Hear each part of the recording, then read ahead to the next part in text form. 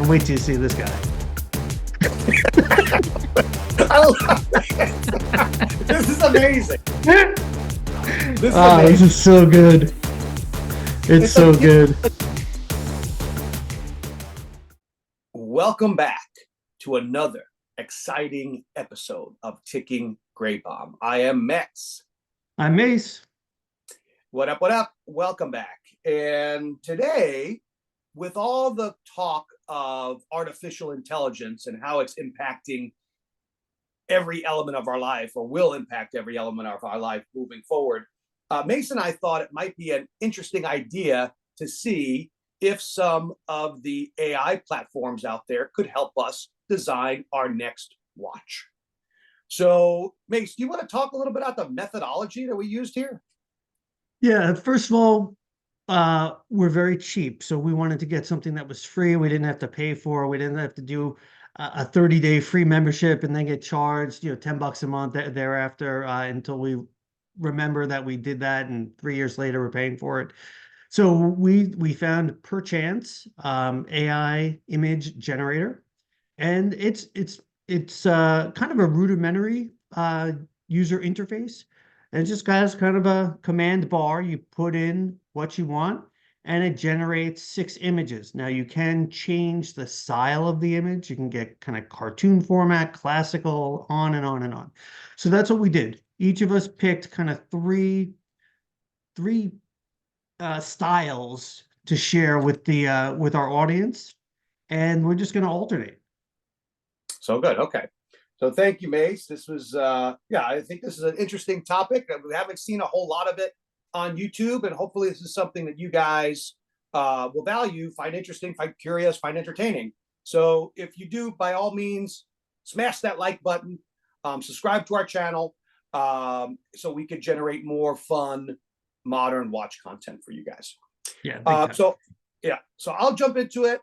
Okay, so we'll start with some of the models that I designed.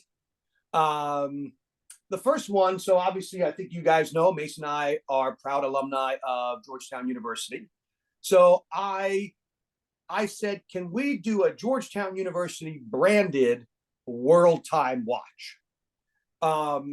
Like Mase said earlier, Perchance will generate 6 images. These were the 3 of the better images that were generated, and I gotta say, didn't blow me away.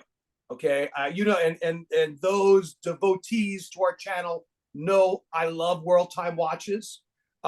Critical component of world time watches are the world cities around the bezel.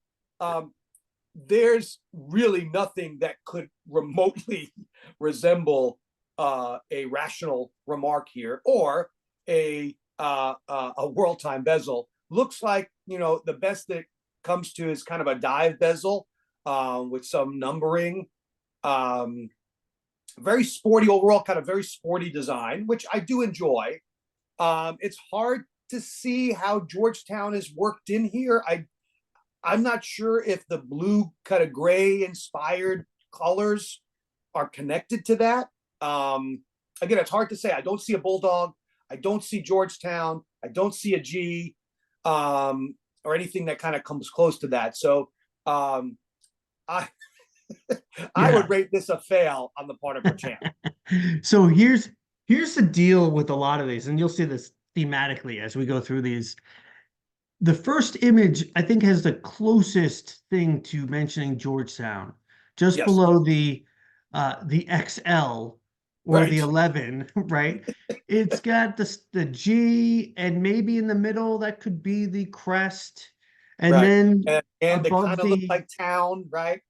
A little bit, and be sort of just below the 2 subdials. It's kind of smoothed over, maybe like someone wrote Georgetown and they kind of smeared it across. But yeah, it's not. I mean, world time. The middle one has a ton of like miniature indices around that. Maybe that's the AI attempt to kind of print cities. But once again, no cities, not really a world time. Yeah, exactly right. It's not really world time. Don't really feel a whole lot of Georgetown here. Yeah, it's funny. It's funny you pointed out that that XL, right, the 11 at on that first watch. Maybe they misinterpreted my response and they were looking for a Spinal Tap watch that goes up to 11. You can see, yeah, the numbers all go to 11. Look, right across the board. 11, Oh, I see. 11, And most of 11, the and then amps go up to 10. Exactly. Does that mean it's louder? Is it any louder? Well, it's one louder, isn't it? Then they need a little extra power. I don't know, but it's kind of remarkable. Again, here we are. We think that we're making a simple response, and B, with all the buzz around ChatGPT and all the other platforms, we think that there's something that's kind of ready for prime time.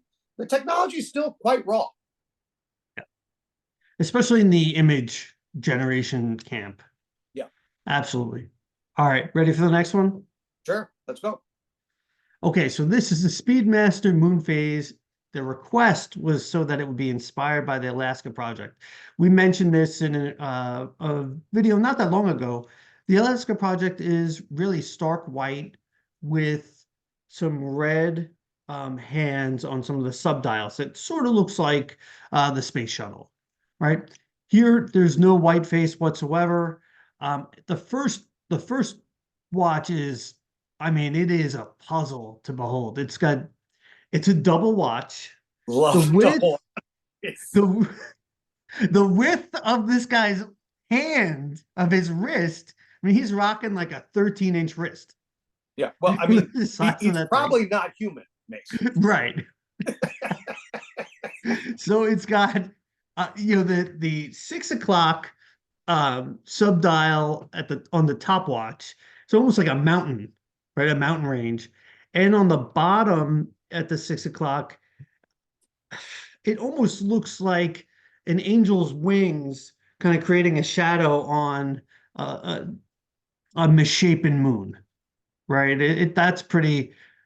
I had to include that one. That one was just so outrageous. That's absolutely mind-blowing.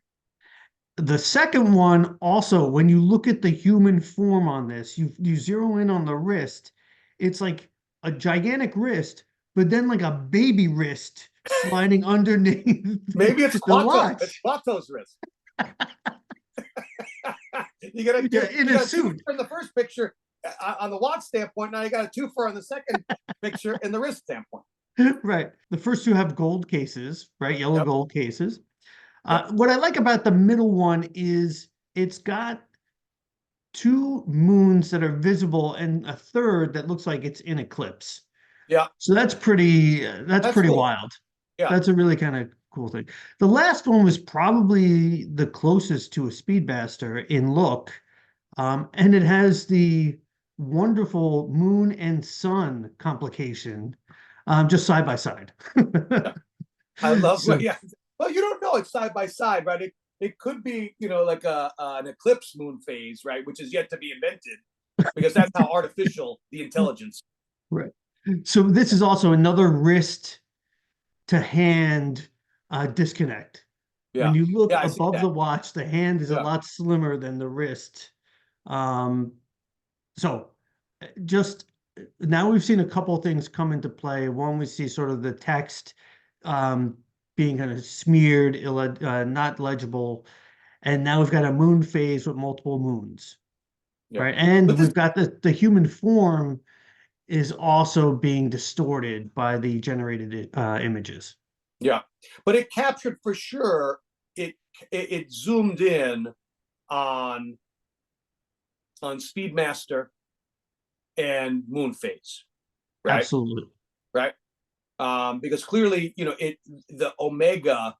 I mean, I'm sure they're careful not to violate any copyright deals, but it's clear that the AI zoomed in on that, nailed that Omega component.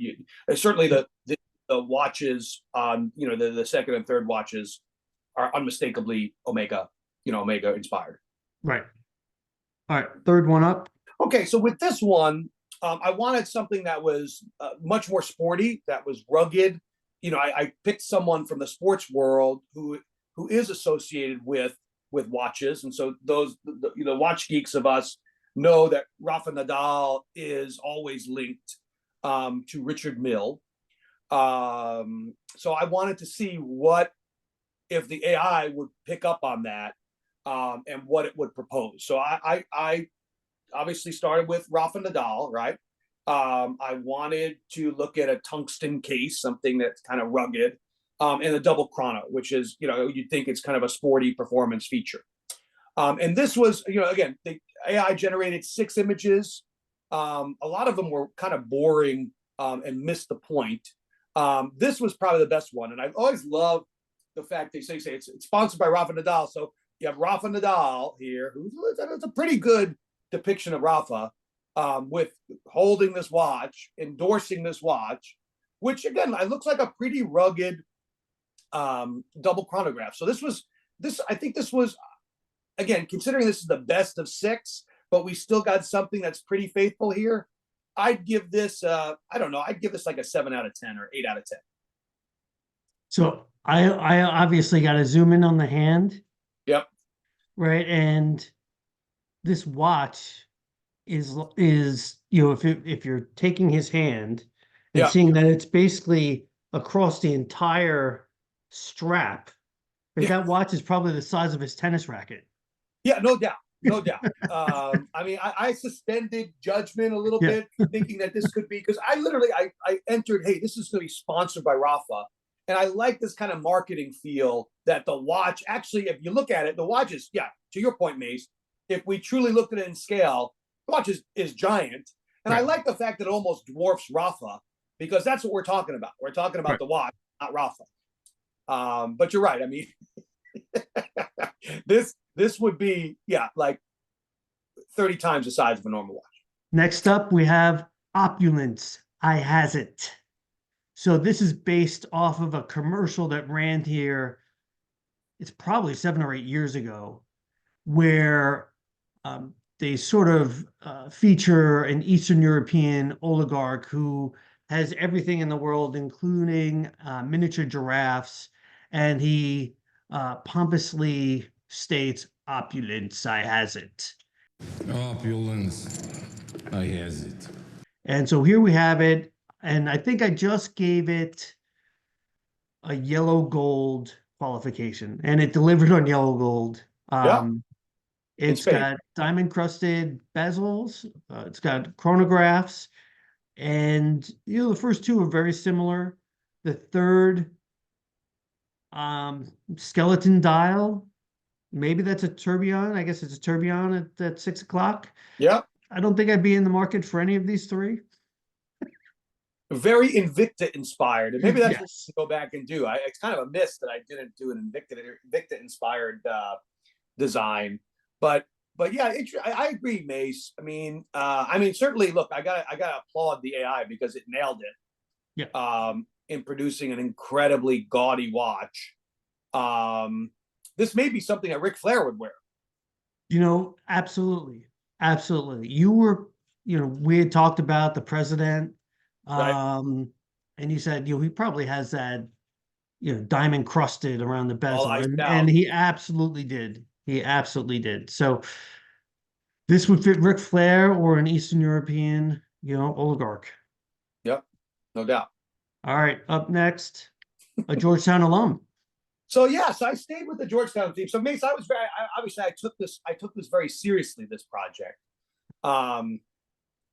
And I said, okay, well, look, let's stay with the Georgetown theme. What watch that we could say would be inspired by Bill Clinton?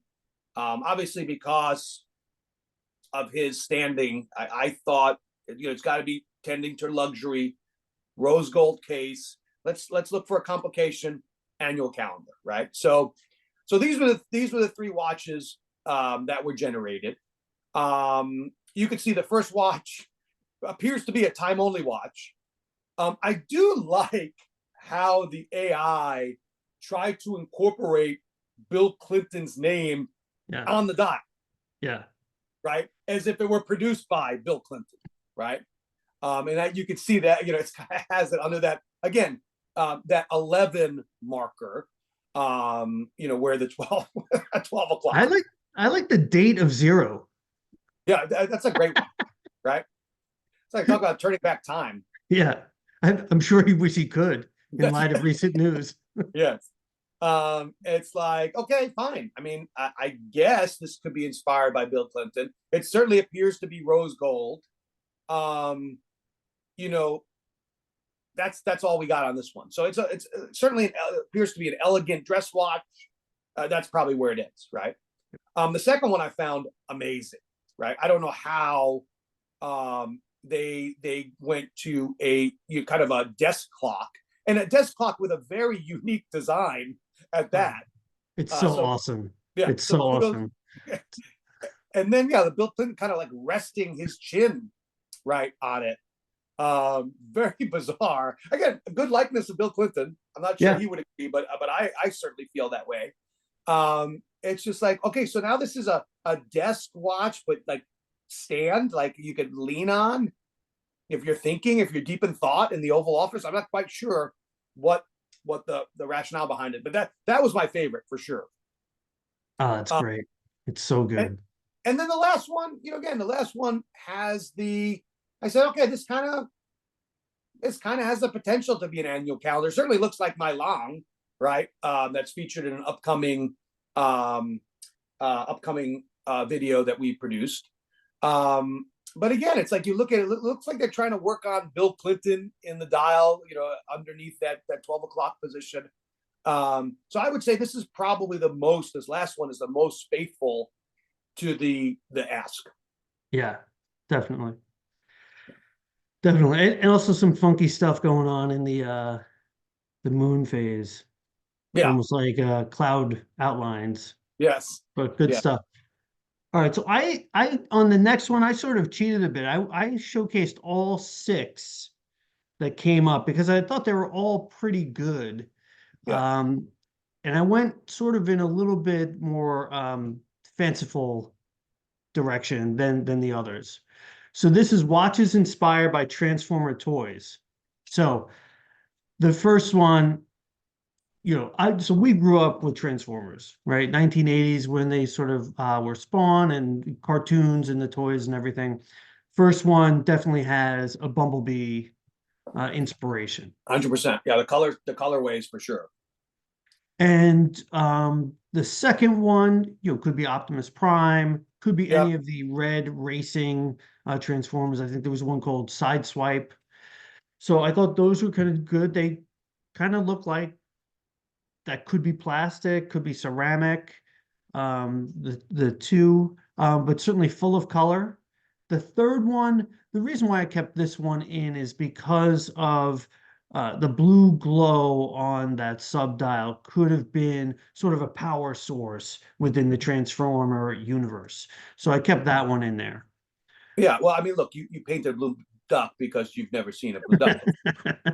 Right. I mean, it's funny because I really like that last one a lot. And I like it partially because, I mean, it's a very kind of, I love the depth.